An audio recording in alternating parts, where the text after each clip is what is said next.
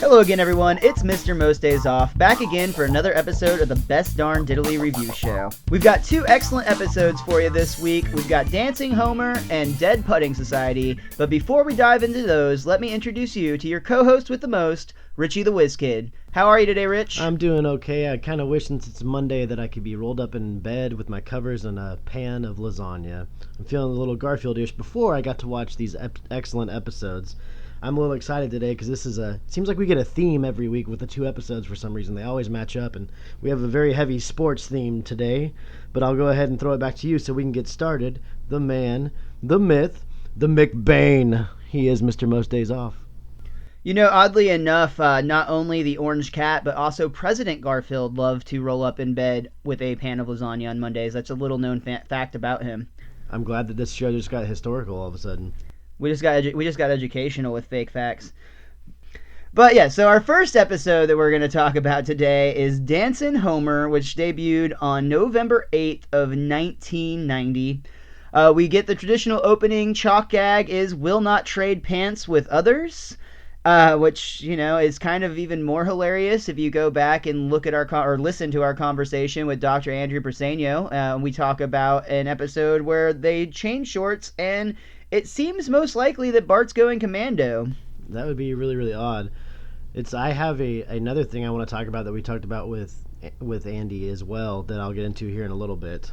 Awesome. So we do get another couch gag, and this one, Maggie pops out of Marge's hair, which is pretty awesome.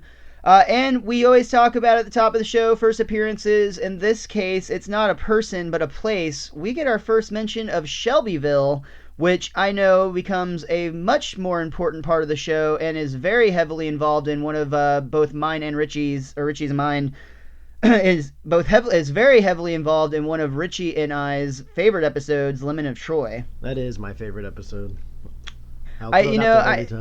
Yeah, you're really passionate about that. I honestly would have such a hard time declaring a favorite episode of this show. It would maybe if we ever catch up to live Simpsons, which hopefully will be off the air by the time we do. It's not that I don't want it to live forever, but I do think 30 might be the number, and a lot of the writers and feel the same way. I just don't want the original staff to get burned out, and I definitely don't want other people to take it over. Like, yeah. I think at a certain point it won't work with anybody else. No, not at all. Anyway, this episode opens in Moe's Tavern with Homer talking to the guys about how he's got a story about Capital City, but he doesn't want to be a loser telling a story in a bar. The guys go to him by saying, "Oh, come on, Homer," and he's like, "All right, then." And he talks about his night at the Springfield Isotopes ball games hosted by the power plant, where it was employee, spouse, and no more than 3 children's night. There's a great scene here where the Simpsons family is walking around the concession stands area and the souvenir shops of the ballpark. Homer is telling Bart that they might see some young players who will make it to the big leagues one day, to which Bart replies, "Oh man, I wanted to see some washed up old timers that already were in the big leagues." And Homer replies that it's okay, son, there's a good mix of both. I also really liked, right after this, Lisa's describing all the wonders of the ballpark and how great everything is. Cracker Jacks and ball caps and all that sort of stuff. And Homer replies, "Lisa, honey, you're forgetting the beer. It comes in 72-ounce cups here," which is a great start to more or less what gets this whole night started. It is corporate night, as we mentioned, and lo and behold, Monty Burns gets sat directly next to Homer Simpson and his family, where he had planned on using his ticket not only as admittance to the game, but also his right, nay duty, to make a drunken ass of himself. The thing I like about the opening scenes in this episode is when Mr. Burns yet again is being introduced to the family with the help of Smithers giving him the name of the family. And when the Simps. Well, when Burns calls out all of the individual children, he says, "Oh, and little Bart and Lisa," and then he looks at Maggie and he goes, "and expecting." I think these cars need to be updated, sir. It just made me crack up. Good old Maggie expecting.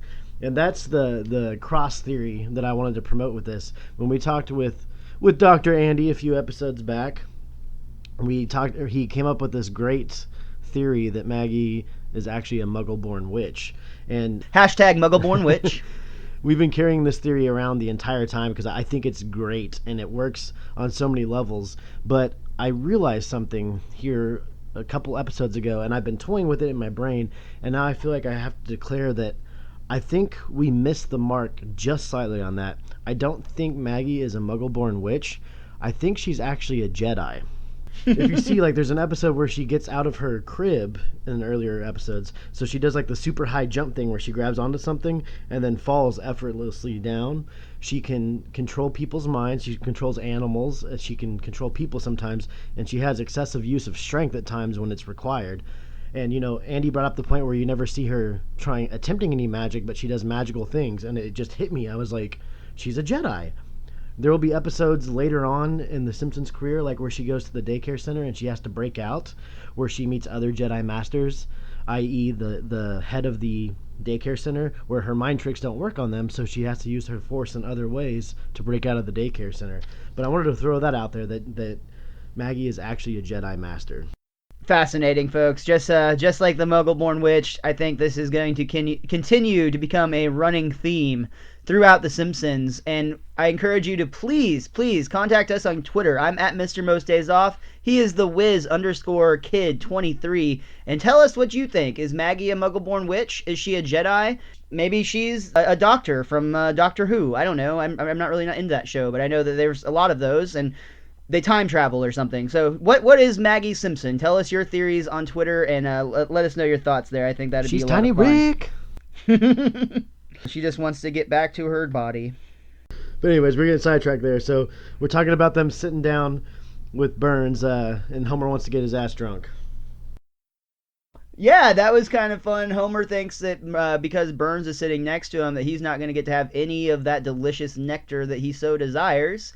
But Burns surprises Homer by asking him if he will join him in a round on him. To which Homer obviously accepts, and there's a funny moment. He's like, he tried to deny that he would ever drink beer at all because it's from idiots or morons or something. But as soon as Burns says so, he immediately backpedals and is like, if somebody of your stature could enjoy the beverage, then I must reconsider my views on the substance. His most cohesive thought he's had through the entire series. The line that he says to Mr. Burns. Yeah, absolutely. There's also, he then gets a little bit paranoid that potentially Burns is trapping him and there's going to be a drug test tomorrow. I thought that was funny too. It's like, how much are you going to drink that it's still going to be in your system tomorrow? Damn, but they are 72 ounces a shot and they have at least 3. So that's you can understand where they get to. But before that part, Homer is initially shown on the Jumbotron right before Burns sits down. And a question I want to propose is, I'm not an expert. I don't have a PhD on Jumbotron electronics. But you can pick up Homer's voice the entire time he's on the Jumbotron. Like, you can hear his voice on the Jumbotron. And I want to know what kind of cameras they're using where they can zoom in on Homer and you can clearly hear everything he's saying without somebody being there with a mic to pick up what he's saying. I thought that was a little bit odd. Well, dude, this was before the internet, so the Illuminati didn't have to worry so much about being so blatantly obvious. So, I mean, they just used one of the Illuminati mics that are everywhere. And then they also use the same thing when we had the Smithers moment with Mr. Burns on the mound, which I just put down as like a double entendre where Smithers spits on Burns' ball. And he's so happy to do it. Yeah, I think there may have been some imagery there with how grinning Smithers is during this part. That's such a disturbing relationship. Mr. Burns was throwing out the first pitch, and he asked Smithers to add a little something to the ball to help him out, and Waylon basically got down on his hands and knees and spit on Burns' balls. The R-rated meme writes itself. Yes, it does. So back to them getting drunk. Yeah, totally. So they get drunk is basically what happens, and they get really, really chummy. $2.50 for those giant 72 ounces. Holy shit, dude. Yeah, 2 beers at $2.50 fucking cents. And what at ballparks today, $2.50 won't get you a shot of beer. This isn't $2.50 per beer. This is for 2 beers. Total. It was $2.50. $2.50 total, man. That's crazy. No $1.25 wonder a they piece. get smashed. Yeah, it's 72 ounces. I'd be going to that ballpark every day, even if there wasn't a game. Absolutely. 72 ounces. That's 6 beers, right? I don't. I'm too drunk after all those beers. I'm not doing that math. Yeah, that's 6 beers, man. That's 72 divided by 12. That'd be 6 totally. Yeah, or I'm an idiot. But either way, it's a lot. And 250, that blew me away as well. I was absolutely just when they said that, I think I just had like a jaw drop moment. Yeah. But Like the price gets you, but then the fact when you think it's at a ballpark gets you even more.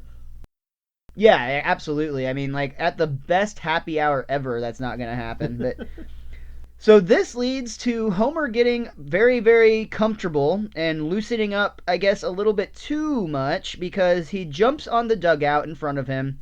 He starts dancing to rev up the kind of dead crowd at this point because the Isotopes have been losing so much. It's the bottom of the ninth. The bases are loaded. They're down by 3 runs, and there's only 1 out left. Nobody has any faith whatsoever. So what do? You have Mr. Homer J. Simpson jumping up on the little thing out there in right field and doing himself a little jig. And it works is the thing, is it riles up the crowd and they all get excited and they all love Homer, minus 2 people who are of some pretty good importance. His own wife, Marge, is quite embarrassed, and his boss is now completely disgusted and insists that Homer not be invited to any future corporate outings. Which it showed he already had a bunch of frowny faces on a bunch of corporate outings. Yeah, it had like a list of all the things that they've done, and he basically has negative faces at almost all of them. But the bright side is Homer gets offered a job as the mascot for the Springfield Isotopes. And remember, this entire time he's telling this story, in the episode he's telling this story from the bar. So there's kind of a segue here where he's talking about if, this was a real important moment and he had to come up with a name. And there's a great bit where Homer's talking to the manager, or the owner of the team who's trying to hire him, and the guy's asking him what is his mascot name, and somebody yells out, "Hey, Dancin' Homer, the bus is ready," and he yells, "Shut up, I'm trying to think of a name," which of course does become Dancin' Homer. It was, again, one of those really quick, smart moments from the Simpsons writers. Yeah, the thing I like about this episode is this whole episode is about Homer being an attention whore. Homer's deal is he wants to have fun and he wants to have memorable moments, but he wants to be able to do it. And the whole point of this episode is he's such an attention seeker and lover of attention, and he's bummed out because he doesn't have this anymore, and that's why he's telling all his friends at the bar. But the funny thing is, you get it right from the first scene that his closest friends are all hanging on his every word, and he already has all the attention he's seeking right there in front of him, which he'll figure out by the end of the episode. Yeah, you're totally right. It's another one of those times with a Simpsons episode where they give you everything right off the bat, and you can kind of figure out for yourself, like, man, the thing he's telling the story about seeking, he already has. Yeah, and that's a great Simpsons theme, kind of. Yeah, absolutely. And kind of also, to some extent, being happy with what you've got, because, I mean, if you think about it, his little ragtag group of friends at Moe's isn't like the whole stadium of people like it would have been in Capital City, but they're his people, and they're the people that, through the stories that we get from The Simpsons later on, these are important people that pop up throughout his life, and, people that he calls friends. Well, that's another theme that I'll actually bring up in the next episode with the brief moment with Marge about them seeking something that they actually already have. It's just Totally. The Simpsons are not quite ordinary, and sometimes you have to take that little extra step to figure out what it is you already have, which is, again, why the Simpsons are who they are. Absolutely. And Homer is getting what he wishes for quite quickly because he's becoming quite popular in the Springfield Isotopes world. There's a moment where Homer's just ecstatic because it's the first time in his life that people are laughing towards him and not at him. Homer is doing quite well now. He has become he's become Dancin' Homer. He's doing his thing, dancing to, what is it, the elephant walk? I think so. Yeah, it's like the do do do do do do do do do do song type thing. Is that right? That sounds right. Yeah, so he's dancing to that. He has them do it in various keys. There's a great point where he does it to like a reggae style of beat. And some Jamaicans get down with him on that. They totally dig his style, man. Man, for the record, they do this little montage of him dancing at games to rile people up. But something I want to point out is there's one moment in the montage where they actually have the announcers talking while Homer is dancing in the outfield. And it's the ninth inning of a game where they're only down 1 run and the bases are loaded. I'm sorry, like, I gotta call you out here, Simpsons. You would never see that in a baseball game. You can't have somebody. He's clearly on the field. People could argue that he's on the sidelines, but first of all, those small little stadiums, you don't really have that much room to begin with. He's dancing on the field during the game. That is terrible. And there's also a line he says right before the first game after he's been called Dancing Homer that I love when they're all eating dinner. And Homer yells at the kids, "Don't fill up on vegetables, kids. Save room for nachos." And I was like, that is a life motto to live by right there. You spoke of the announcer for the Springfield Isotopes, and I wanted to point out something here that kind of I thought was really interesting to this episode. The director, or I'm sorry, one of the writers, David Isaacs, was actually a Major League Baseball player, and his experience helped them greatly when they were coming up with the storyboards for this show. And the guy who voiced the baseball announcer themselves was actually a real-life minor league baseball announcer, so it was a real easy transition for him to make, and I thought it brought a lot of realism to it. I thought that was kind of cool. The announcer sounded legitimate to me, for what it's worth. I watch a lot of baseball, so it keeps me in the moment for the first part till Homer's dancing on the field.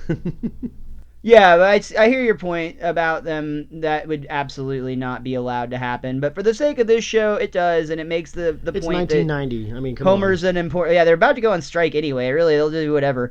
But the whole point is Homer is becoming popular and seemingly putting them on a win streak.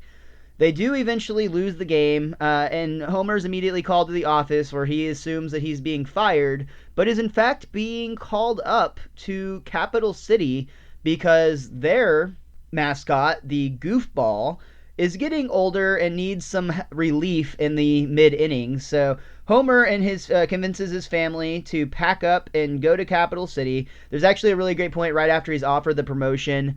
The manager tells him to go home and talk to his family about it, and Homer, kind of in a depressing no, is like, but they might say no. Thought that was great. I like what Lisa said when they were getting ready to move, where she says, "I live here. I thought I'd die here," when she's referring to Springfield. And Homer says, "Well, you can die somewhere else or someplace else." Yeah, definitely. In the true definitely. deadpan Homer sense. There's right during that, after everybody's convinced, everybody kind of has to say their goodbyes, and Homer has to tell his boss that he needs a leave of absence. As soon as he asks for one, the boss is like, "You need 5 years or 4 years? 5 years? What do you need?" You can tell he's very grateful to get rid of Homer. Bart and Milhouse become spit brothers, which is kind of weird, but they spit on their hands and push them together in a ritual, I guess, similar to Blood Brothers and less HIV risky, or whatever. I don't think they have HIV, but it was the 90s. Who knows? Lots of kids did lots of things in the 90s. Lisa has a funny goodbye moment where she basically says this would be a lot more meaningful if I actually got to know most of you better. You could tell she really didn't have many friends. And Homer himself gives a farewell speech to the Springfield Isotopes, very much in the spirit of the famous Lou Gehrig speech. "Today, is the luckiest day of my life," or something of that. I butchered that, but you got the point. You were close to that. And actually, the rest of his little speech there is from a movie called Pride of the Yankees. It is very reminiscent of Lou Gehrig's farewell speech, but it's also a movie moment from Pride of the Yankees. Right on. Again, not nearly as big of a baseball. I'm a very casual baseball fan. So, anyway, the Simpsons are packing up and moving to Capital City, and there's a really great scene and kind of a memorable first moment for the Simpsons, because as they're doing they're doing a montage where Tony Bennett himself, the real-life Tony Bennett, who plays himself in the show and has the honor of being the Simpsons' first ever guest star to play themselves. Again, we know that goes on to change quite a bit. So the real-life Tony Bennett is singing a song very reminiscent to New York, but it was Capital City. There's a swinging town I know called Capital City. People stop and scream hello in Capital City. It's the kind of place that makes a bum feel like a king. And it makes a king feel like some nutty cuckoo super king. We'll save the rest for later. That's about halfway through it. You got nothing, Tony Bennett. Yeah, he got nothing on the WizKid. But he does sing Capital City. It's a great song, as Richie just demonstrated. As you'll chance to see, 4th Street and D, yeah. Oh. Hey, look, it's 4th Street He and just can't D. help himself, folks. So, Richie, you were saying earlier there was a scene you really liked coming up here. Yeah, it's the one where Homer and Marge are going to bed the night before Homer's first appearance for the Capital City Capitals. And I love the little line he says, because Marge is clearly asleep and Homer's eyes are wide open in bed, which is a very odd thing to see on the show. And Homer actually says in his brain, or in a story, for the first time in our lives, Marge fell asleep before I did. That just made me laugh. Then Marge, of course, reassures him that he's going to be great and all that good stuff. And we get to the Capital City Capitals ball game that Homer will be debuting at. And there's a great moment between Homer and Bart, or again, Homer is telling this as a story that's already happened, but Bart is strangely quiet, and Homer explains that he later told him he was confused by the feelings of respect for him. Immediately after this, Homer sends his family to their supposed to be really good seats with the wives. Turns out they're kind of shit seats with the ex-wives.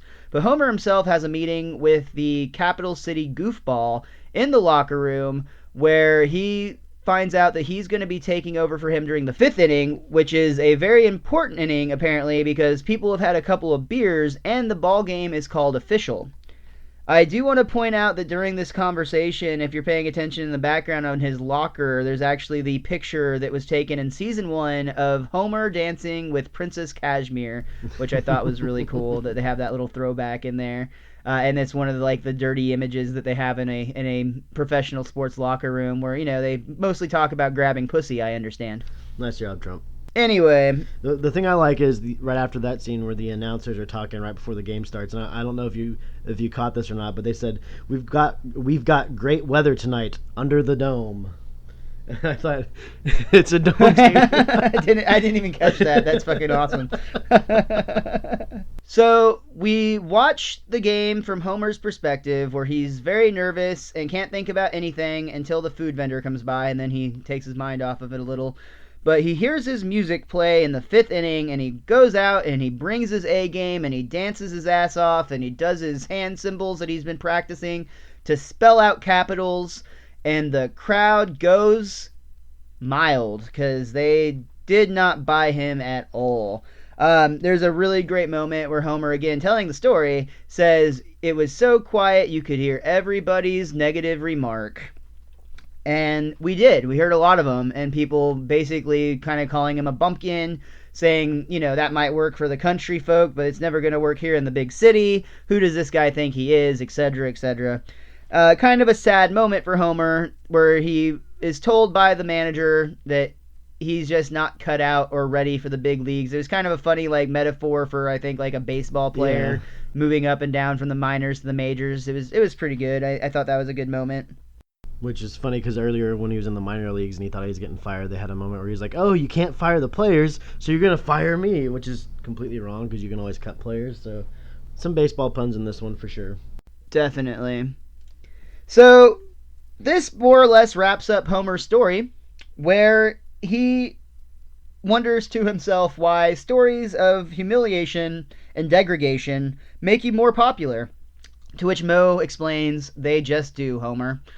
And he tells the story for a second time to a even larger crowd of you'll never bar see again for the patrons rest of the that are all Simpsons. Captivated by Homer's story. And that's when he has that self-realization moment where they're hanging on his every word and all this attention that he felt like he was going to get and he didn't, and made him feel down. He realized by telling this story that he didn't want to even talk about it first, is granting him all that attention he so desperately needed. And it comes full circle, as each episode typically does. So one more thing I just want to talk about on this one that I thought was really interesting, and our boy James L. Brooks once again with a fantastic idea for the show.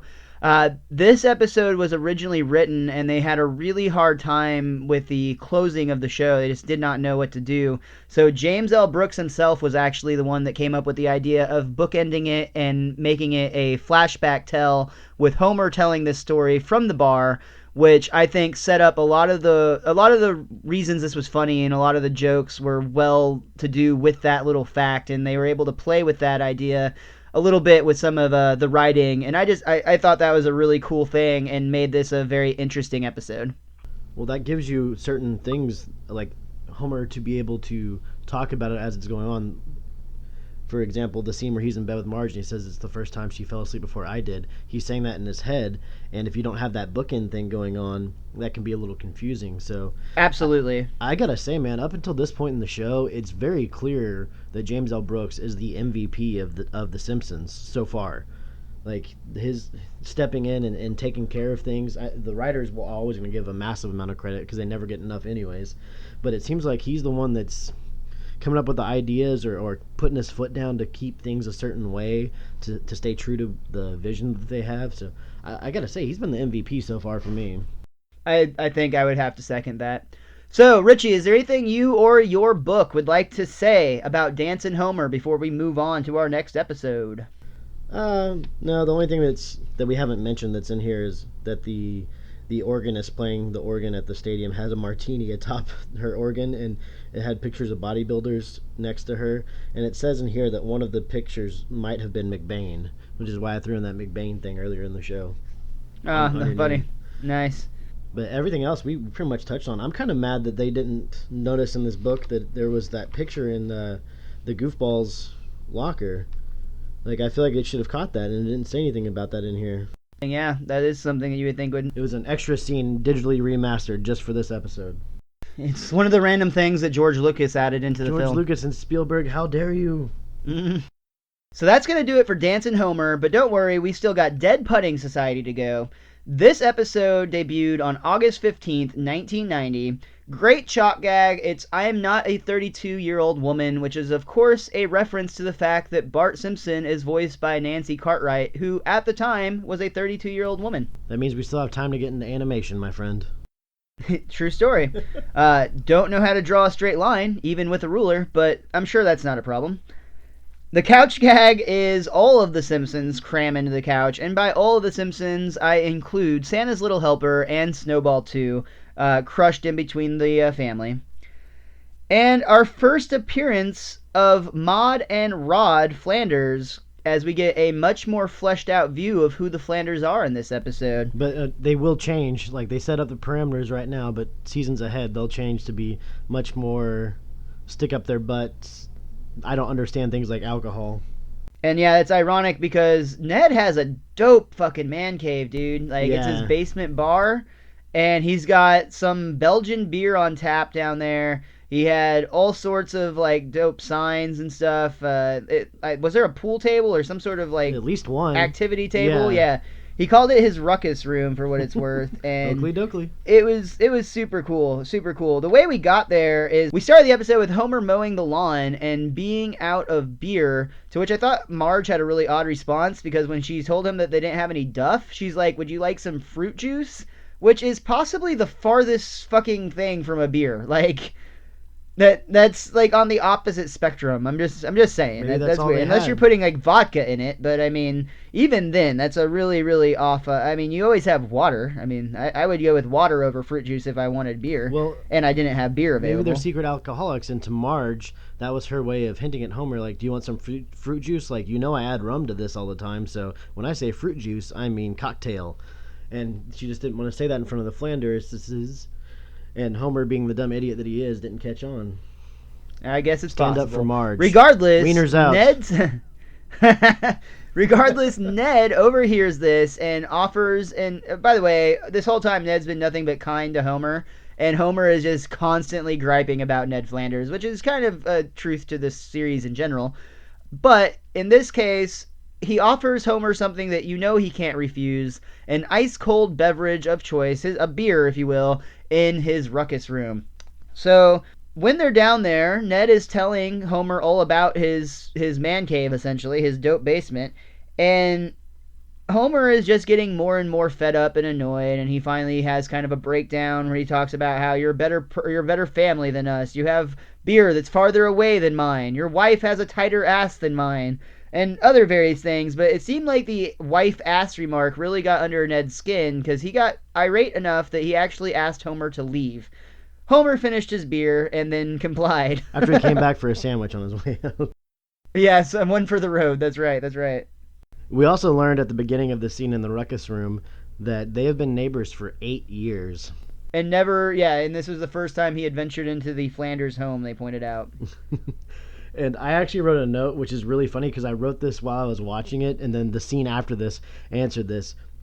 But I wrote a note saying Flanders should have known better. He should have known Homer would fly off the handle, like especially they've been neighbors for 8 years and they've had terrible interactions every time. And then and then the next scene started where Flanders is in bed with Maude, his wife, and he says, "I feel bad. I know Homer gets that way, and he's always been like this." And I was like, "Oh, okay. Well, there you go. Fixed itself." Yeah, this was a really cool scene you're talking about. This scene actually starts with Homer and Marge in bed.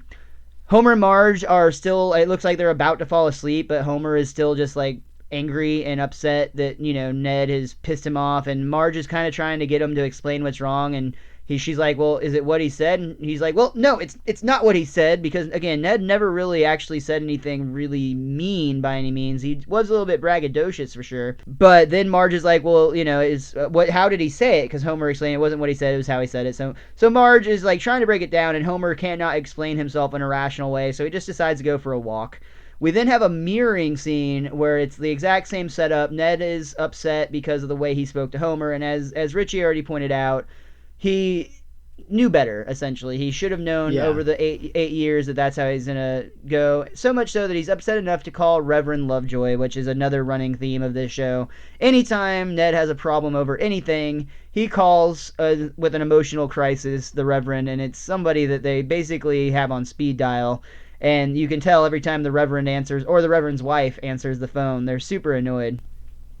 I thought it was interesting, this scene has Ned talking to Maude and then immediately talking to Helen Lovejoy, who is voiced by the same person. So it's kind of a fun little transition where it's like two people having the conversation of three. It was almost like three mirroring scenes in one, with the Simpsons and then the Flanders and then the Lovejoys. You're totally right. Absolutely. You could see the quick dynamic of all three marriages. So Ned is inspired to write a letter of apology to Homer, and so Flanders goes to delivers his letter to Homer, actually runs into him since he was out on his anger walk, and it cuts to the next scene where Homer is reading Flanders' letter out loud at the breakfast table, and him and the kids are roaring hysterically as Ned writes this very sweet, very heartfelt letter of apology and talks about how they're neighbors and he feels for them in his bosom, which just like makes them go off. And the Simpsons all laugh except for Marge, who is very upset that they would laugh at such things. And then she turns the corner and snickers real quick about it. Yeah, but she puts on the face at the breakfast table for the kids. I wanted to touch base on this little scene real quick. First of all, even Lisa is laughing her ass off at Flanders, especially at the bosom part, which is, from a character standpoint, not typically Lisa's forte, but I figured out at the end of the scene why it happened. Marge complains in this scene and wishes that their family were as close as the Flanders are. But I want to counter Marge's thought here by saying they are. They are all sitting around laughing at the same thing. They have the same sense of humor. And even Marge wants to laugh, but she's not going to, like you said, she's putting on a face to do it. So this idea of family again comes into The Simpsons, where earlier episode it was Homer wanting them to be more normal. In this little scene, it's Marge wanting them all to be more like the Flanders. But the issue is the Simpsons are a different style of family, and for them, this scene actually, to me, was a metaphor saying they are actually really close. You just choose to see it in the wrong way. They're different, not better or worse. Exactly. But I thought that was actually like sometimes you gotta pay attention to stuff like that, because it's, again, like you said when we were talking about the last episode, it's something that it's blatantly hitting you in the face, but you still have to pay attention to catch it. Absolutely. So this scene leads to Homer suggesting that they go out for a round of mini golf and chocolate shakes. Marge declines because she wants to wash her hair, and Lisa is working on a math contest to which she might win a protractor, to which Homer replies, "Oh, great, too bad we don't have a farm." Oh, you Homer. So it turns out Homer takes Bart and Maggie to the disc golf course, and nope, that's not right. They go to the mini golf I didn't course. Even catch that, I go to the disc golf course. They go to the mini golf course, and they run into Ned and Todd, who are there, and they decide to make it an opportunity to go make make up, essentially, and ask if they'd like to play as a foursome. Which is after Homer missed a putt on the gorilla hole, and I love that quick little scene. Oh, yeah. Because Homer Yeah, waves he his starts- arms exactly the way that the gorilla is waving his arms. You're so right. That is a really funny fucking scene. Yeah, it's one of those trap style, kind of like a clown, but in this case it was a monkey. But same concept. It kept beating Homer, and then Homer imitated him to a T. Classic shit. So they always do the ape metaphors throughout this series for Homer. Yeah, he is always taken back to that level of is he a primitive man or a above average beast? Who gave birth to a Jedi Master. Apparently, yeah. Or possibly a muggle-born witch. It's up to you, people. Get back at us on that one. So they start playing as a foursome, and of course, instead of making up, all this leads to is some heavy competitiveness between the players, only it's Homer and Ned that are getting at it, and it's Todd and Bart just seemingly are trying to play golf and not really as worried about it nearly as much as their dads are. This leads to them running into a billboard for a golf tournament the following weekend. First prize is $50, but don't worry, everyone gets a balloon. That's what Bart's more excited about. And the dads get into it over who's going to win my son versus your son, blah, blah, blah. They all sign up, and it turns out that they get into it to the point where they're going to make a bet. Which Flanders would never do. No, Flanders probably would not bet, at least not without calling the Reverend. But this is the first real episode that Flanders has had, so it's forgivable because they haven't established the character fully yet. Yeah, again, this is really the first time we see the Flanders in full at all, so you're totally right. They've been appearances, but he's definitely becoming a more fleshed out character. And all of the other characters got a few episodes to get settled, so I feel it's fair to give him some too. I mean, it's not that far away. I think it's early season 3, if I'm not mistaken. We're going to get the Leftorium episode, and that really fleshes out Ned's character quite a bit. Or is this a fake Flanders, or is the current Ned Flanders a replacement Flanders, some kind of alien that came down and took over Flanders' body and doesn't understand Earth's ways, so acts very by the book all the time to learn everything about us? Have you been listening to the Secret Transmission podcast? No, shout out to those guys. Definitely a shout out to them, but no, I haven't. I came up with this conspiracy all on my own. Invasion of the Body Snatchers. All right, maybe you can go guest on their show and tell everybody all about your Simpsons conspiracy theories. I mean, we've already established that the aliens abduct humans. Well, there you go. All right, so the men make a bet, and there's a very important moment here because they're writing a contract, and they change the wording of the bet. Instead of saying the loser because Ned thinks that's too negative, they say the father of the boy that doesn't win. And that's going to become important later in the episode by quite a big margin. Here we get an establishment that it looks like Homer and Ned are both falling into a trap. Homer especially, of the madness or the sin of envy and maybe a little bit of jealousy with the way he thinks Flanders has so much. And the thing I really like about this episode is essentially Homer and Ned are losing their minds in a metaphorical sense. The kids, or they're trying to bring their kids down with them with all this betting and squabbling and facing each other. And I think it's actually quite beautiful that it's actually their kids that are going to end up saving them in this, to a certain extent. Saving their souls, I guess, is a more... saving them and screwing them at the same time, but yeah, totally. Saving their morality, basically. Yeah, I definitely get what you mean. I'm just saying, on the other side of the coin. Yeah. Anyway, you gotta pay a price. You can't get away from it scot-free. True, apparently, at least in this episode. So, in the meantime, Homer is now training Bart, and it's pretty intense. He actually tells Bart at some point, like, this is the only time I'm ever going to tell you this, but it's not okay to lose. There's a point where he's making an obstacle out of Santa's little helper in the backyard. Great moment where he's telling him to keep his head still and follow through. Bart misses, so he's like, all right, this time move your head and don't follow through. Clearly knows what he's talking about. He gives him a club and tells him that that's going to be, like the violin to the violin guy, and that he should give it a name. He tries to name it Mr. Club and then Mom, to which Homer gives it the name Charlene, and you'll like it, basically. Mr. Putter and Mom don't work for Homer. No. He also tells Bart that Todd is his enemy, puts a picture on his desk, and tells him that he should stare at it and think about hating him for 15 minutes a day. Bart says something, Homer gets mad and says, I'll show you, Charlene, and Or no, that's what it is. Bart says, "Who's Charlene?" in referencing the golf club again. Homer gets mad, says, "I'll show you, Charlene," and get to hating. Marge intercepts Homer in the kitchen, says, "I overheard you warping Bart's mind," and Homer says, "And?" Warping his frame of morality. Yeah. Lisa and Bart get to talking, and Lisa tells Bart, for his sake, that it's times like this that she's really grateful Dad doesn't take any interest in anything she does. And this is another good moment for the siblings here, because you get another thing where Bart really needs Lisa and she's there for him. And I like that they go to the library, and Bart's clearly never been to the library. Dude, he thinks they're stealing the books. Yes, yes. Lisa, where he's like, "We don't have the money to pay for these," and Lisa says something like, "No, we're just borrowing them." And Bart has that little like look in his eye of he's doing something naughty. Well, he even says like, "Oh, I get it." Yeah, like he's clearly never been ever. Yeah, absolutely. That's great. And again, this is before the internet, so I mean, it's like literally head full of no knowledge, just what he picks up on himself, which is really impressive actually when you put it that way.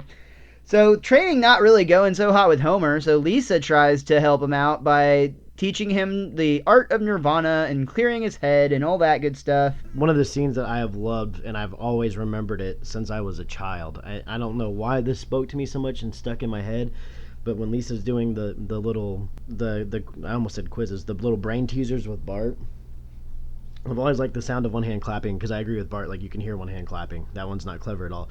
But it's supposed to be like a 3,000-year-old riddle with no answer. Yeah, but I love the second one she does, where she asks Bart, if there's a tree alone in the forest and it falls, does it make a sound? And Bart goes, "Yeah, sure." And then Lisa says, "But what if no one's around to hear it?" And it's like, and that just completely warps Bart's mind. I have always thought that, because like it's so right. Like trees don't hear. Trees don't see. So. Yeah, that's absolutely one of the old proverbial, sayings that are there to clear the mind for some, I suppose. There's been times where I've been like stressed out, and I think about that scene, and it's just like I think about that for a little while, and I'm like, what was I stressed out about? Like, it's just, again, from a young age, The Simpsons connecting with people in different ways, and I mean, another gold star for the writers for throwing in some good learning curves here. And then we also get, in the very next little montage that's at the end of that, we get, I think, our first reference of the Karate Kid. And that is something that is near and dear to both of our hearts. Absolutely. Miyagi for life, man. Definitely better than Han. I really like the scene, though, before that, actually, that was when, again, Lisa trying to explain things to Bart, and Bart saying, yeah. And finally, Lisa calls him out, and she's like, "Bart, you're just pretending to understand." And Bart's like, "Yeah." And then Lisa's like, "It's very frustrating." And Bart's like, "I bet." That just totally wraps up Bart Simpson. Like, he's just like so matter of fact about it, and it absolutely kills me. Yeah, and then we get Bart standing on the trash can doing the crane kick. Then we get the crane kick. Wax on, man. And then I want to bring up something here that's attached at the end of this scene, I believe, when we're back up in the Simpsons' bedroom, and Homer's pretty sure Bart's going to lose. And he's asking Marge which dress he'll look better in, and he's holding up dresses. I want to point something out right here and right now. Homer clearly is a cross-dresser. Those dresses that he holds up are clearly fashioned to fit Homer and not Marge. They are completely different weights. Marge is tall and super, super skinny, and Homer is a portly fellow. I just think they're unzipped, man. No, I don't think there's any way, but even at the end of the episode, I mean, Homer is a cross-dresser. At some point in his life, he has to be. Well, yeah, I mean, Ned was in college for the fraternity days. Which is odd that Ned was a fraternity brother, but I'm just saying, like, Homer... It was probably a Christian fraternity. It just makes so much more sense in so many ways. It's not a real fraternity where they drink and, have fun. I just want to throw that out there. We've got the, what is actually Maggie. I want to say, was Homer a cross-dresser? I mean, he could get up and dance on that stage with that stripper. Hey, technically, if he did that, then he was breaking the rules of the bet, because it specifically stated that you had to wear your wife's Sunday dress. Yeah, but are you going to call him out when he walks out on the lawn wearing a dress? I mean, I wouldn't personally, but I'm just saying that is technically cheating, and if so, just going back into the morals of The Simpsons is all I'm getting at. I'm not saying it's morally wrong to cross-dress. By all means, you do that all you want to, but it is morally wrong to say that you'll wear your wife's dress and then wear one of your cross-dressing dresses. How would Homer fit in his wife's dress? Dude, it's probably going to stretch a little. We're just going to have to expect. I mean, that's Maybe it one of was the a points maybe it that was a Marge is worried about her dress. Probably never going to be able to wear it again. maybe it's a when Marge was Unless she gets pregnant fat. dress There you go, maternity dress. because they have a kid every few years. So She still probably has a closet full of them. You're absolutely right. Anyway, we get to the day of the golf tournament. And shit is getting real. Bart and Homer have a moment where Homer's trying to be like, I want you to do your best, and Homer and Bart says, I'll try, and Homer's like, anyone can try. I want you to win. Actually, something we missed, dude. During the montage when Lisa was training Bart, we got a picture of Krusty the Clown out of makeup and in his prison uniform at the pool hall. I saw that, but I was like, he's not actually the one in prison. Well, according to IMDb, that is in fact Krusty the Clown, so apparently this must have been taking place during the time that he was arrested at the end of season 1. But Bart That's was the only so way upset that makes about sense. it. But yeah, he would have been too upset to focus. You're right. That doesn't make any sense. I saw the dude that looked like Krusty, and I almost wrote it down, but I was like, maybe it's just Krusty wearing a blue shirt for...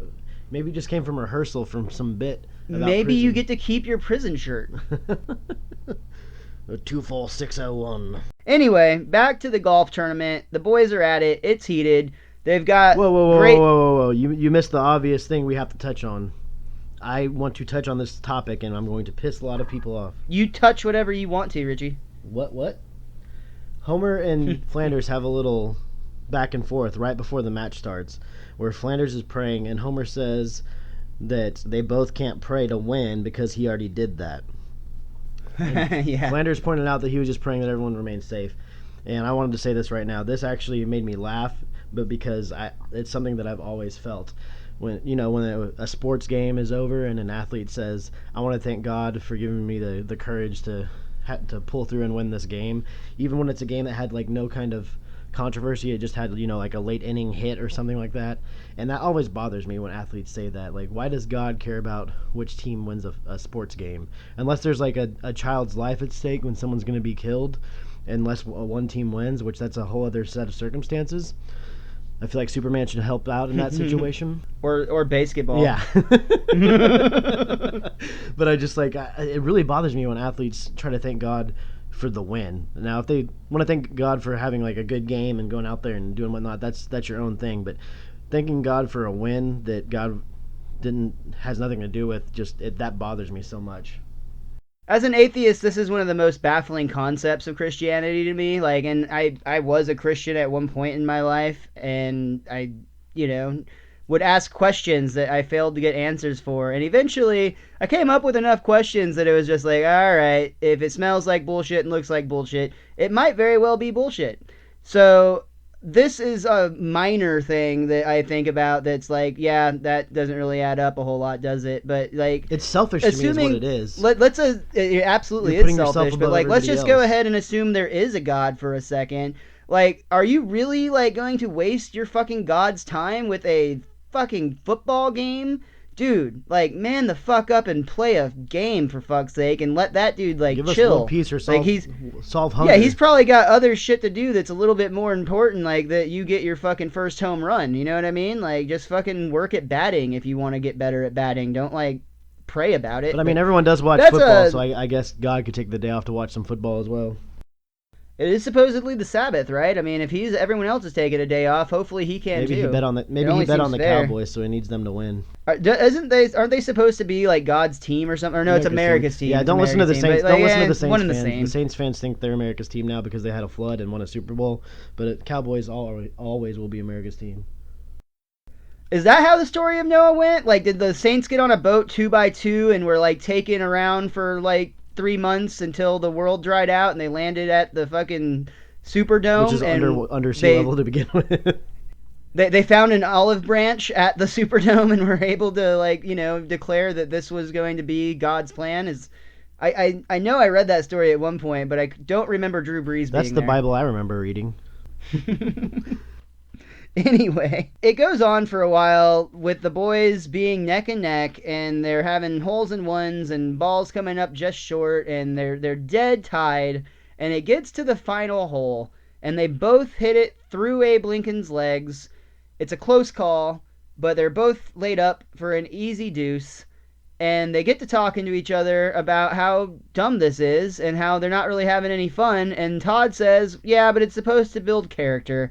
To which Bart replies, who wants to build character? Let's quit. And Todd's like, okay. And they both agree that they should go to the officials and declare that they just want to split the prize and both, tie for second, I guess. Neither of them would win is the whole point. Well, which is funny because according to the bet, because Bart building character, his character is built and he would do something like this, but Todd or Rod or whichever Flanders it is has no character. So like this is something that he should probably actually finish to build character because he just follows whatever Bart says. It's a cool little...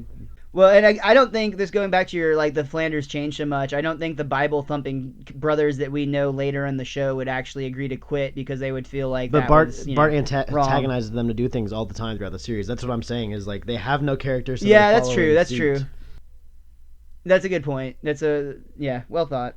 Anyway, something I wanted to point out about this whole golf tournament, I said it about the baseball announcer in the last one. The announcer during the golf tournament was fucking brilliant. Like, it was this British person of some sort, or did a British accent, and the way they talked about it, it felt like the most dramatic golf you've ever seen on TV, which for most of us is only a few seconds between the time it takes for the channel to hit change again, but it was really, really fun having this announcer build the tension, and they kind of played it up like a beautiful moment in sports history that we're watching, where these two fierce competitors decide to embrace hands and leave together as equals. And I really, props to whoever did the announcing on that, because I thought it again brought this episode to life. One interesting point on this, if you look at the scoreboard, you can kind of see some of the names. This is all match play where you're just playing against one other person, and then you go to the next round and play against one other person. One of the people that Bart beat in an earlier round had to be Ralph Wiggum, because you can kind of see a WIG or a GUM on certain angles on it. So that means even Ralph was in this tournament, and he made it past the first round. It could have been Ray Wiggler. No, there was no L. You can see part of the wig and part of the gum at parts. I'm just fucking around, man. It's fine. But I'm just saying, Ralph Wiggum won a round, though, because that was the second round where he got matched up with Bart. So who did Ralph beat in the first round? Exactly. That's a really good point. Can't think of many people that I could actually realistically see Ralph beating. They could do a whole episode about that, man. Can you see that, where Milhouse is trying to establish that he's a man and he's capable of doing things, but at the beginning of the episode he's so down on his luck that he even loses it to Ralph at something. It's probably already happened. Just go ahead and say Simpsons did it, because I assume it's happened. Probably. So the tournament ends. We have no boy of either father who actually won the tournament, so Ned is happy they can just laugh this whole thing off and move on and not have to look ridiculous. But Homer says, hell no, you made a bet, you're going to stick to it, regardless if I have to do it too. And the great part about this is it all backfires, because it just reminds Ned of his fraternity days, and he ends up having kind of a laugh about the whole thing, whereas Homer is absolutely humiliated. Only more so humiliated is Lisa, who declares she feels like someday she's going to be talking to her therapist about this. And Marge worried about it. You know what? I'm taking back what I said earlier. It wasn't a pregnancy dress, because Marge actually says at the end, oh, my favorite, or my Sunday best, or my favorite dress, or something along those lines. Yeah, that's what I said earlier, is it was like stretching it out. Yeah, I feel like Homer to Marge, that's pushing it when you say it's stretching it out. It should probably have ripped. Yeah. And the whole town's watching and laughing at him, too, which makes it even better, because Flanders is just getting a kick out of it. Yeah, and again, Flanders just couldn't care at all, so... But again, the boys kind of save their morality, and then Homer's stupid mouth gets him in trouble, because they could have just walked away, neighbors, and no one having to do anything, and Homer gets himself in trouble yet again. A normal trope of the show that tends to happen to drive these stories from time to time. But that is all I have to say about Dead Puttin Society. Do you or your book have anything that you want to add on today's episode? The Simpsons, A Complete Guide to Our Favorite Family. I actually wrote down all the numbers on Ned's speed dial. It is Reverend Work, Reverend Home, Recycling Center, and Bookmobile. So I thought that was pretty funny.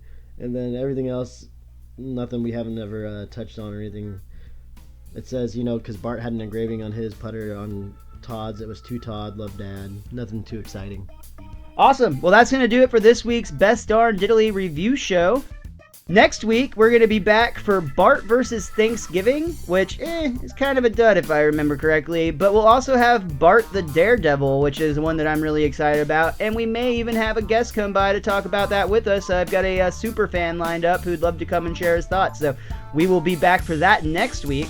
Richie, before we get out of here, is there anything that you'd like to plug? If you want to talk to me about Maggie being a Jedi or being a Muggle-born witch, you can follow me on Twitter, as MrMostDaysOff said earlier. You can follow me at TheWiz_Kid23. Excellent. Go and follow Richie right now. While you're at it, follow me at MrMostDaysOff. Other than that, check me out on Voices of Wrestling for a weekly Lucha Underground review, Lucha of the Hidden Temple. Big thank you and shout out to Steve the Fan at thefanspodcast.com. Give him a follow at Twitter as well, at thefanspodcast. Check out all of his other great podcasts, especially if you're a wrestling fan or an X-Men fan. You're going to find some really cool stuff over there. We will see you next week for the Best Darn Diddly Review Show. And once you get a whiff of it, you'll never want to roam. 'Cause this is the Best Darn Diddly Review Show.